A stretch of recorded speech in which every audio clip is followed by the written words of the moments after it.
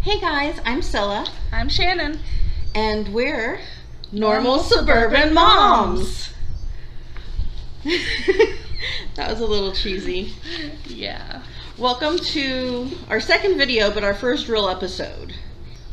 We got a topic today. We do.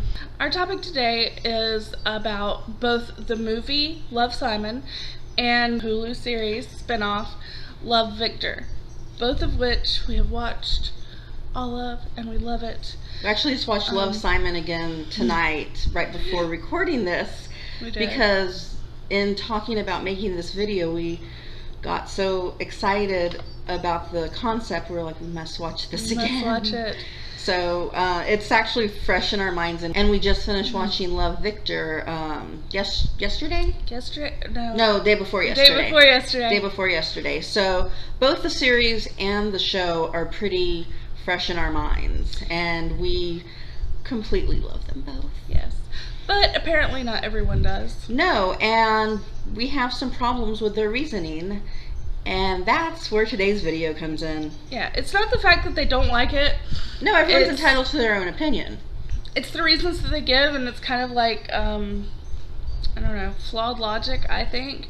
And so... I think it's, in some cases, dangerous logic, to be honest with you. Yeah. So we just kind of want to respond to what was written about them. And I guess, should we start with Love, Simon or Love, Victor? Well, the movie came first, and we just watched it tonight. Love, Simon. So I found an article. The headline of it was, "We're Not Just Like You, Love, Simon and the Dangers of Mainstreaming LGBTQ Stories." This article came from cbc.ca, so Canadian article. I will link it down below in the description. So, because we're going to cover some main points that I've highlighted. If you want to go read the whole article for yourself, please feel free to form your own opinions. This is just what we got out of it. Yeah, and our perspective, all of our videos are our perspective, so. So, basically this article, and I have a printout of it right in front of me, that's why I'm looking down, talks about basically what they feel is quote unquote problematic. I don't like the term problematic. I think it's overused, but Here we are. It's what they feel is problematic about the movie. Starting with the simple line, "My name is Simon, I'm just like you, except I have one huge ass secret. Nobody knows I'm gay." And the article basically goes on to say that Simon's not just like everybody else.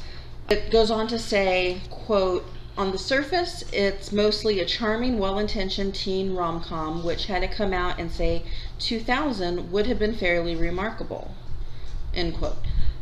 First of all, I disagree with that, because in the year 2000, oddly, that's the year we met. Yes. And we weren't out then. I don't think we had even admitted to ourselves that we were LGBT. I mean, I can't speak for you, but I knew I was, but knowing it and admitting it to yourself are two different things. Yeah, I mean, I think I definitely knew by that time, but I wasn't sure. I didn't have the language for exactly what I was, so it was kind of a weird thing, but that's another video. Yes, which we will make. I had the language, I didn't have the, I guess, bravery, if you want to call it that. I don't think it's brave necessarily, but confidence, maybe. It was a different time then, and that's kind of my point, is the year 2000 was a different time. Love, Simon couldn't have been made back then, and to suggest that it would have fit in that time period is very flawed logic. To me, speaks of someone that either went to a big city high school in the year 2000 or wasn't in high school during that time at all. Or possibly wasn't even born yet. That's a thought I was trying to avoid, but yeah, it's also a possibility. Just say. So, no, I don't think Love, Simon would have fit in the year 2000, because it was a very different time, and coming out was a much bigger deal. So I don't actually think it would have fit in the 2000s at all. And, you know, we'll go into our own high school experience in another video. It kind of plays into how we met and ended up coming out. And That's a video for another day, but suffice to say, we're pretty well versed in high school from that era, being as we lived it. Yeah. And it wouldn't have fit in there in any capacity. It wouldn't. I mean, the year 2000, that was just 2 years after Matthew Shepard was killed. So it wasn't a time or place. Society wasn't ready for that. No, in fact, the year 2000 is when the show Queer as Folk came out on Showtime and was considered untouchable by any big name actor.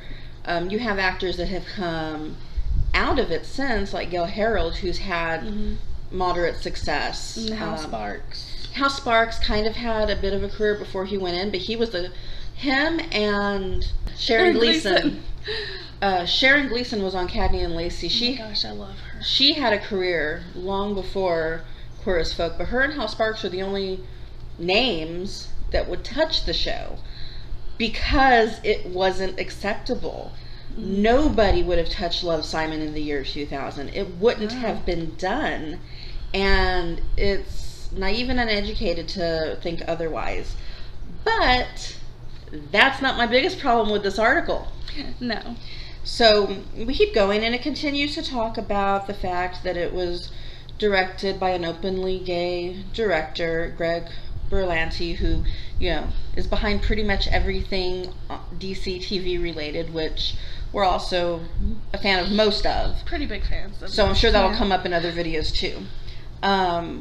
But it goes on to say, Love, Simon offers perhaps the most privileged coming out narrative of all time. I mean, Simon Spear is white, rich, handsome, and straight acting. He has an educated, liberal family and a ton of great friends. And while his coming out isn't always perfectly comfortable for him, it's overall a pretty smooth sail relative to the vast majority of folks who came before him. And that means we should invalidate it. Why? That is the truth of some LGBT people. Yeah. And that story was set in the suburbs of Atlanta, which most are affluent. I'm from Georgia. I've lived in Athens for a long time, which is like an hour away from Atlanta. I knew someone that lived in North Druid Hills in Atlanta, which is a very affluent area, and that's how most of the suburbs in and around Atlanta are. Just Atlanta is expensive, like most big cities, and so it attracts affluent families. And that is the reality of a lot of suburban kids. I don't see what him being white has to do with anything. White people can be LGBT too, and our stories are valid. I will note that if you want to get into the diversity conversation, he ended up in not only a gay relationship, but an interracial and cross-religious relationship. Yeah. So I mean, his boyfriend was, I'm assuming biracial. It's my assumption that dad is a white Jewish man. Maybe he's a black Jewish man, but that's not very common. So that's the only reason for my assumption. But I don't know. Anyway. But regardless, the fact is, Bram isn't white. Right. He's also not Christian. Right. So I don't really know how you want to argue representation because Simon happens to be white. Yeah. And while yes, there are many stories that can be told, I feel like this story is maybe purposely more palatable to the mainstream. I don't think that's a bad thing because a lot of us are just like them. And I don't think it's wrong to show that. To suggest otherwise suggests that there's a right way to be gay, which is something we'll touch on more in a second. But I feel like being more palatable, quote unquote, to the mainstream is a great thing because it opens doors for other things to come, like Love, Victor, which features a Hispanic American boy whose family is very religious, and it delves into that culture. So, and not just the religious culture, but the Latino culture. Yeah. And let me just take a side note to get this off my chest. It's Latino, not Latinx. Latinx is not a word. You bastardize our language, and yes, I'm half Latina. You bastardize our language, which has words that end in A for female and O for male. It's okay that it's gendered. It's not offensive. In a group of people that include even one male, I am a Latino. Alone or in a group of females, I am a Latina. And you also disrespect the Latinas that fought for that term to be recognized back in the 70s. So stop frickin' saying Latinx. There has actually been a study done. 98% of us hate that term. Stop using it. But now, back to I our don't video. have a dog in that fight, so. Thank you for coming to my TED Talk. Anyway, yeah, I feel like it opens doors for other stories to be told, other, more diverse stories, more out of the mainstream stories, and I think that's important. And every story is valid. If you pick a story that is more palatable to the mainstream, that doesn't mean it's invalid. Mm-hmm. But again, let me continue. We digress. This paragraph, I'm going to read the whole paragraph because I think it's very important. Actually, I'm going to read the next two paragraphs. That all said, what concerns me much more about Love, Simon is how the film portrays Simon's own identity. That same line from the trailer, I'm just like you, except I have one huge-ass secret, is also present in the film, and it's a lot more telling in the greater context.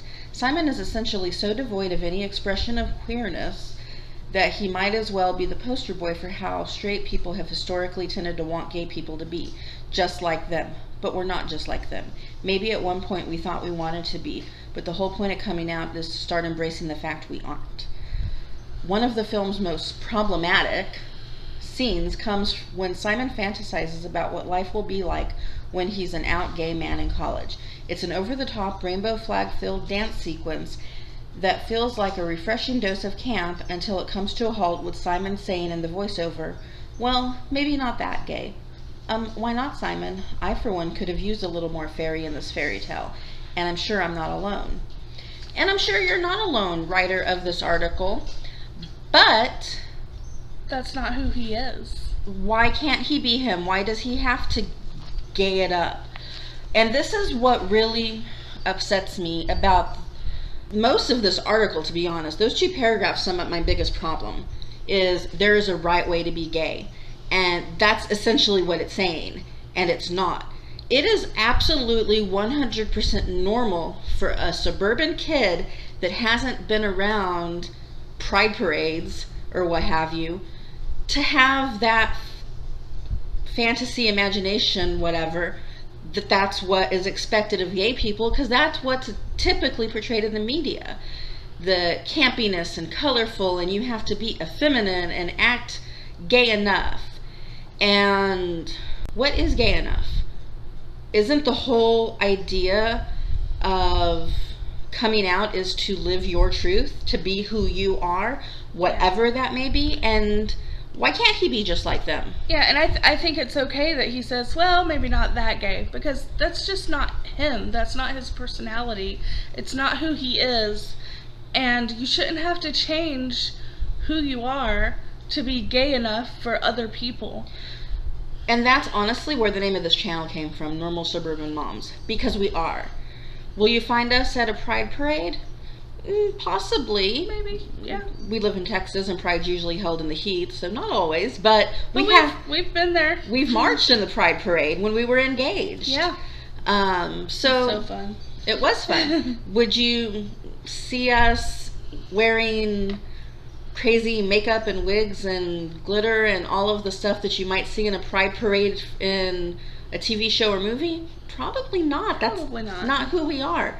I'm pretty conservative in a lot of things, and the way I dress and present myself is definitely one of them. I try to, throw a little edge in there when I can, but I mean, it's not, It's not like I have to be edgy, I have to be this. And I used to think that too. Oh my gosh, I had a mohawk at one point. I thought that was who I was. You know what? It was pretty fun. But as I've grown, that's not really who I am anymore. I mean, I'm a mom, I'm a teacher. I'm just like any other normal suburban mom. And So and I am too, and honestly that's always been who I am. I never went through that phase of clubbing or dressing. I did. You did, but I didn't. Even in my 20s. That's just, I've always been more conservative and straight-laced, if you want to call it that, and I really am just like anybody else. And I think you put it beautifully, that your sexuality should be the least interesting thing about you. That's how I feel. I mean, it's a facet of my life. It dictates, I guess, who I would want to be intimate with or fall in love with. But outside of my marriage and my bedroom, it doesn't matter. It is part of who I am, but I'm not defined by it. There are so many other things about me that are more interesting than the fact that I'm married to a woman.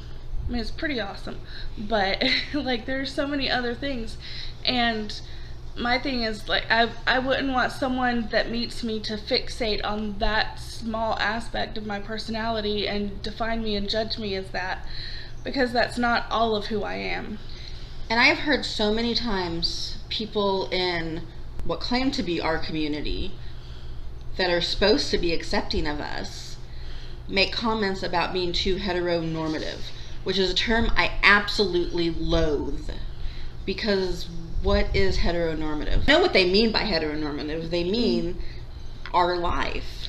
Well, the life we live, the suburban life. They mean our life and like, gender roles and all that, which, I mean, we don't really abide by any gender roles. I mean, she can wash the dishes just as much as I can.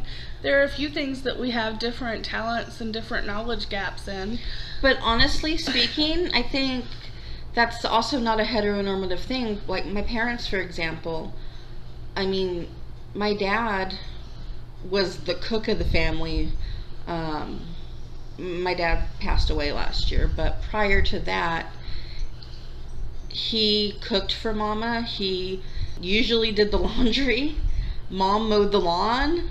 I think gender roles exist primarily in super evangelistic or fundamentalist religious households, but I think in the typical American household, gender roles don't exist the way they used to anyway, even with heterosexual people. Yeah. So I think that's a false narrative to start with. And the idea that a same-sex couple can't possibly be happy in the suburbs living a quiet heteronormative life, we must be pretending to try to fit in with the straights, is insulting, to be honest with you. Yeah, it is, because we're not trying to fit in. We're We're just living our life. being us. We're being happy. And if that fits in, then okay. Why is that a bad thing? I love my life. I am married to the love of my life. We have an amazing teenage daughter. We're planning on having more kids in the hopefully near future. We're planning to buy a house in the suburbs, hopefully next year. We're renting in the subdivision we want to ultimately buy in. We both have a job in the local school district. I couldn't be happier. Yeah, and we just lead a typical life. We're digressing hugely here. We are. I just want to make the point, the whole idea that there is a right way to be gay and that we're not gay enough because we're heteronormative just really offends me, because it makes it sound like my life isn't fulfilling because I'm not gay enough by somebody else's standards. Yeah. And isn't that the whole point of coming out? Is you stop living by somebody else's standards and you live your truth? Yeah. This happens to be ours. So, going back to the article. It's talking about his fantasy sequence about college and everything. And this really rubbed me the wrong way when he says, "I for one could have used a little more fairy in this fairy tale." First of all, that's derogatory. Yeah, fairy is derogatory, and this isn't a story about an effeminate gay man. But there is a character in the movie that he completely glosses over and doesn't mention, which is Ethan, who is a more effeminate black gay man, high school student in the movie. So that is represented, and Ethan, he is the subject of bullying by a couple guys at school, and he really just doesn't engage with them, which I think shows a lot of strength and class on his part. So that character is represented, that way of being gay, if you will, is represented in the movie, and I feel like it's represented well by the Ethan character. I think Ethan kicks ass. That is one strong kid, and he's just being who he is, and dealing with the crap, and just being, okay, you're stupid, I'm living my life, whatever. And I think that's amazing. And both Ethan and Simon have valid stories, and Bram, who I know we don't get as much of his story because he's a mystery, but we get his story through the emails, and all three of them have valid stories. They all have different stories. And beyond that, they all have relatable stories as two people that are LGBT that work in a high school with teenagers, and so usually end up becoming sounding boards for our LGBT students. I can tell you, there is at least one student I can think of that has a story that isn't identical but relates to each of those three characters. And definitely. So I think it was a great movie in that regard, and that it does represent different types. Did it represent every type? No, because honestly, everybody has a different story.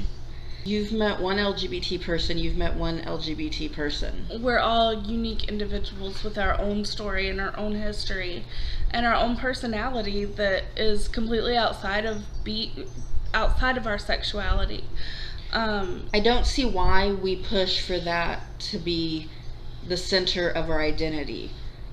Straight people don't do that. They don't feel a need. Why do we? Why does our community, and I know I say that with a little bit of disdain, but that's only because these are the people that were supposed to accept me, and in turn have rejected me in so many ways for not fitting their narrative of what I should be. I don't find that to be inclusive at all, which is what they claim to want. And yeah, it's really sad. So the last line of this article, and then we'll move on to Love Victor. Yeah, we spent a lot of time on this already. Yes, it's great to cheer on a gay teenager in a multiplex, but let's just make sure we ask ourselves at what cost. What cost is this author referring to? There is no cost. The cost of mainstreaming LGBT stories. The cost of showing that we actually can be just like them, or maybe not, because Ethan wasn't. So right. We can be just like them, or maybe we're not sometimes. And it doesn't matter. We're all individual people with our own story. But we're not this uniquely different thing that doesn't blend into their society in any regard. And we're not like a different species of human. Which is what I feel like that author is almost treating us as. Now, moving on to Love Victor. It, too, is not without its criticisms. This article's headline was, Love Victor refreshing, yet lacks true LGBTQ plus representation. This article came from emerywill.com, and once again, we're going to cover certain sections of it. If you want to read the whole article, I'll have it linked in the description below, so feel free to read it and make up your own mind. This is basically just a review of Love Victor, and the main thing in this review that got me is one major issue I have with Love Victor and many other shows representing members of the LGBTQ plus community is that Amino himself is not gay yet represents a gay character. This is an issue I have with Nick Robinson, in Love, Simon.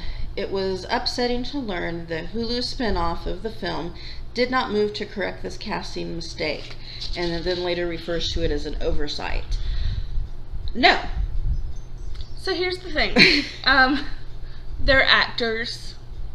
They're acting a role. They don't have to have lived that role in order to act it and represent it. And I think that's okay. I understand the lack of representation of actors that are gay and trans, and I get that. But in trying to force a casting director to make decisions based on the actor's sexuality, I think it's offensive. Yes. Because it goes back to yeah. what you said about it not being the most interesting thing about you. Yes. Why should that be the reason somebody gets a job instead of they're the best actor for the role? Right. And yeah, I agree. And I think finding a young Latino actor who's also gay might be difficult. I could be wrong. I don't know. I don't live in LA. I'm not a casting director, but it feels like something that would be difficult to find. I think you're wrong on that regard. I really do. I could be. Yeah. Knowing I've spent a lot of time in California. I've never been to California, so there you go. And I know my culture, and which is something I'm going to actually get into in a second as far as Love, Victor goes. But I think if they wanted to, they absolutely could have. But I also think that the actor they got to play Victor was absolutely brilliant in the role. I think he's wonderful. Absolutely wonderful. And it really bothered me when Ruby Rose left Batwoman. And the first thing was, we're going to hire another LGBTQ actress to play the new Batwoman. And why? It bothered me that everyone fixated on Ruby Rose being LGBT. Oh yeah, when I she remember got cast. The headline, Batwoman to be played by real life lesbian. I'm like, what? Oh my god! A real life lesbian? A real life mermaid. Like, come on. We're not mythical creatures here. Like, we exist. No, but seriously, I'd rather the best actor play the role. Absolutely. And the best example I can think of, and I think you were probably about to come up with it too, is on Queer as Folk, which is one of my favorite shows of all time. The character of Brian Kinney, played by Gail Harold, who is a straight actor, was brilliant. You cannot get gayer than Brian Kinney. I'm just saying. And Gail Harold played him so beautifully. I can't imagine anybody else being Brian. No, he was great. And they did have gay actors in the show, but they weren't all gay. No, Peter Page was gay, and Randy Harrison, and I could go on. It was about 50-50 as far as the cast ratio, but it didn't matter because that was a beautiful ensemble cast that every actor played their role perfectly. And it didn't matter what their sexuality was in real life. And I'm bisexual, just to be clear, and because I don't think I've actually said that yet. Would I be offended if a straight actor played a bisexual character? No, because it's not the actor that's important, other than they do a good job in the role. Mm-hmm. It's the writing and the way the character is represented. It's the story. And so I have no issue with it. When you're an actor and you get a role that's outside of who you are and what your lived experience is, you tend to go out and research it and learn about it. And what is wrong with wanting straight actors or cisgender actors to go out and learn about it and then maybe spread that message when they're promoting the movie? And I remember back in the day, there was a lot when the Selena movie came out with Jennifer Lopez playing Selena. There was a lot of controversy because she wasn't the right brand of Hispanic, not being a Mexican. Because she's Puerto Rican. Right, she's Puerto Rican, not Mexican, and oh my God, how dare they? And I remember just thinking, and I was actually born in the same city as Selena, Corpus Christi. So, like, when Selena died, that was an event in my life. Something that my town in South Texas at the time mourned terribly. Like, we were almost at ground zero, as it were. I lived 2 hours from Corpus at that point in my life, and so I was very close to all that. To say that Selena's death affected me would be an understatement. But I didn't care that a Puerto Rican actress was playing Selena. When I went to see the movie, I was overjoyed to find out they had picked an actress that represented her on screen so well. And I'm half Mexican, but I wasn't the slightest bit offended, because to me it was about the representation on the screen, not what her nationality was, which I know is another thing that comes up a lot. You can't get a nationality, we're not interchangeable, you can't get this nationality to play that nationality. Why not? If you look the part, why not? I want the best actor representing me on screen. And I honestly feel like the actor that plays Victor represents the story of a questioning Latino teenager very well. I think we need to get over this whole thing of you have to be gay to play a gay role. Because by that same logic, you're saying you have to be straight to play a straight role. And is that really something we want to condemn LGBT actors to? Any more than we should be condemning straight actors to? The idea of acting is you get to be something you're not. Yeah, last I heard, typecasting was not a good thing. No, it's not. And so, I mean, heck, if somebody played me in a movie, they'd probably get a white girl to do it, not a half Latina. And, like, I get and this goes into a whole other argument, so I'm really not going to spend a bunch of time on it, but, like, I get, like, being pissed that Scarlett Johansson is playing a Asian person. Okay, that's, probably not a great thing. But as far as gay and straight, and, like... And even the uproar about Halle Berry playing a trans person. Does that mean that trans people can only play trans roles? They can't play cisgender roles? Because honestly, I think Nicole Maines from Supergirl, who is a transgender actress, could easily pass in a cisgender female role. Yeah, and why should she have to play a trans role? Exactly. Why stick her in only playing trans roles, which may not be plentiful, when she could play a cis role? Laverne Cox is another one. Like, she's gorgeous. I love her.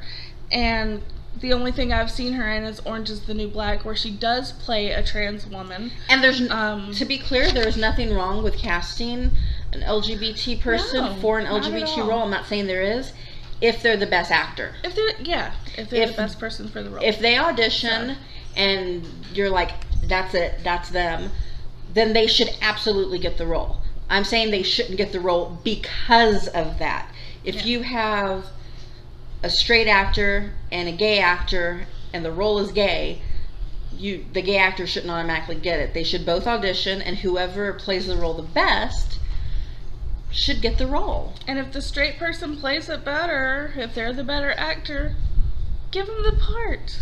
And I think this argument over representation is silly, to be honest with you, because it takes the fun out of acting. Mm-hmm. People want to stick people in roles that they are in real life, and what's the fun in that? Yeah. And I understand that representation is important, but for me, telling the story of a questioning Latino teenager is more important to get out there than to worry about if the actor that plays the main character is actually gay or not.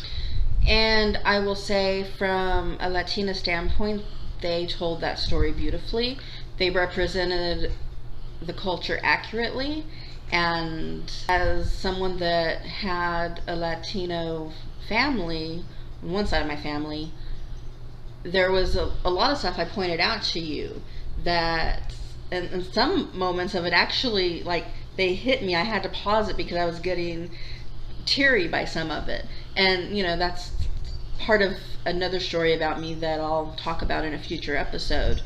But I thought they represented that beautifully, and even though I'm not a boy, and I didn't grow up in an exclusively Latino household because I am half white, and I mainly grew up in my mom's house, I did spend time with my Latino family and in that culture, and there was a lot of it that I could relate to even now. So I thought the story was told beautifully, and to me that's way more important than the sexuality of the actors. I don't care who an actor sleeps with, I care how they portray me on screen, and he did beautifully. I agree. So there's been other criticisms of Love Victor, most of which are actually fairly similar to Love Simon as far as him being too heteronormative and palatable. I'm not going to visit those arguments again because we already have. There is no right way to be gay. We are just like them. You should be who you are. If you're not gay enough, who cares? If you're gay, you're still gay, and that's okay. You're gay enough. The only requirement of being gay is that you are attracted to the same sex. That's it. That's how you're gay. The rest is expression. It's fashion. So I think that pretty well covers it. To sum it up, we absolutely adore Love Simon and Love Victor. We actually watched Love Victor with our daughter as a family show, and she, as a teenage lesbian girl, absolutely loved the show. She said after we watched it as a family, she's going to go watch it again in her room. She wants to watch it again and again because she absolutely loves it. So that tells us that it is relatable to LGBT teenagers, at least ours. And with other teenage stories woven in there too. It's a great show. It is great, and I think people need to stop being so critical, and they need to accept the fact that every LGBT story is valid, even if it's not their own story. So that's all we got for today. Thank you so much for watching. If you like what you see, like the video. If you dislike it, dislike it. If you have something to say, leave a comment. Leave a comment down below. All we ask is that you're respectful. We love dissenting opinions. We love to discuss different ideas and different viewpoints, but do it in a respectful way, and we'll gladly talk to you about it. Absolutely. That's how we learn and how we grow as people. And if you're a troll and you want to troll us, feel free to do that, but your comment will probably be deleted. Just saying. So thanks for watching, and we hope you'll join us again next time. Bye. Bye.